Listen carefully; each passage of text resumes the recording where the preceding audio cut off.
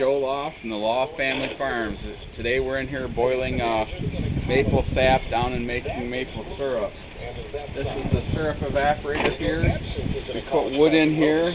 The sap comes down this far end down here and boils down. It goes through and concentrates. Then it comes into the finished pan. And as it goes down through here, it gets more concentrate. Then finally we take a batch here. When it gets to be maple syrup, we take a batch off. We open the gate and put it in a bucket. Now, I share all of that because the one time this year that Hillsdale College is allowing people to take a class online is next Saturday. It's for you and I. You can see it's getting nice and brown, and it's turning brown like maple syrup in here. It's getting more concentrated.